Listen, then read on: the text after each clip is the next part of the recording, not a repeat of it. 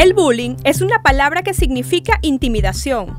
Durante los últimos años ha tenido gran impacto dentro de las escuelas y liceos venezolanos. Este acoso se produce de manera reiterada a una o varias víctimas. Una forma de agresión sistemática continuada entre pares, generalmente, o en caso de bullying específicamente dentro del ámbito escolar. Y es muy importante que se asuma como una forma de agresión y no como juegos de muchachos. ¿Sí?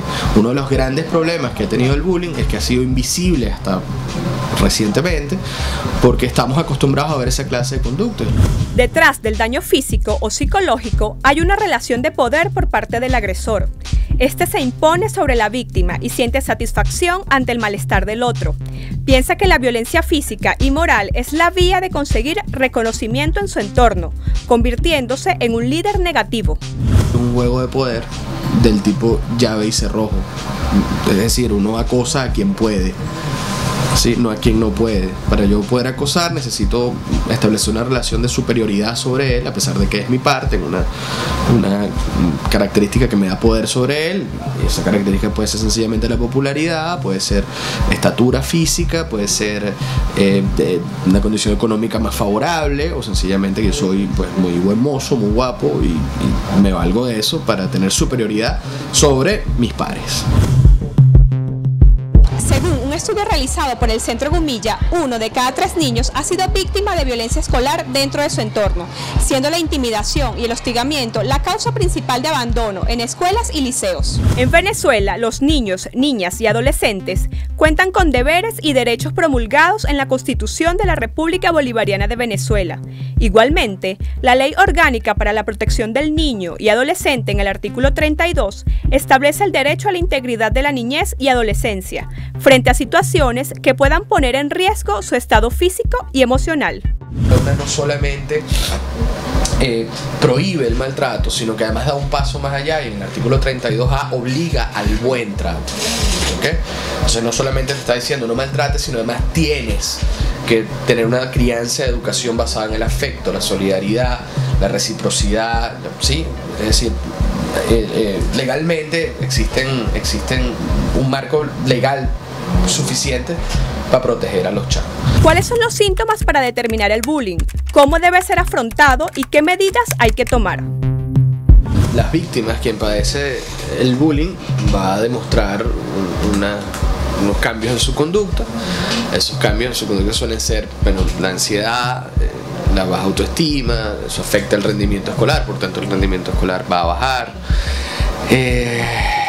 Va a empezar a tener un autoconcepto negativo, es decir, va a haber un cambio importante en la manera en que él se ve a sí mismo y se relaciona con sus pares. Y pues finalmente todos llegan al punto en el que manifiestan que no quieren volver al colegio. Ante esa situación, pues tanto los padres como los docentes efectivamente tienen que tomar acción. Digamos, por un lado los padres tienen a su disposición una cantidad de mecanismos y de organismos que ha creado la ley, que crea la LOPNA, que les permite a ellos acudir ante un órgano que proteja los derechos de los chavos. Pero por otra parte debe haber una actuación del colegio, del plantel, ¿sí? No solamente a través de sus cuerpos de psicólogos y de personal que tienen allí especializado, sino que además tiene que haber una actitud pedagógica docente frente a esa situación, ¿no? En este juego de bullying existe una tercera persona involucrada, el testigo, aquel que observa y calla, o en un peor caso, se ríe de las cosas que hace el acosador y del sufrimiento de la víctima. Frente a eso, el plantel tiene que tomar acciones también. Por eso hay que trabajar con el grupo. Es decir, esto que está haciendo esto no es un juego, ni es un chiste. O sea, esta persona que está siendo víctima de eso está afectada. Según el psicólogo Rubén Loaiza, el bullying siempre ha estado presente en los colegios, solo que en la actualidad ha tenido gran incremento. Y yo cuando estudié primaria existía eso. Lo que también existía, que yo siento que hay una diferencia ahorita, era que socialmente era, y en el contexto escolar, eran atajados esos comportamientos, eran detenidos esos comportamientos. Había una reacción de la estructura escolar, de la maestra o del educador para atender la situación.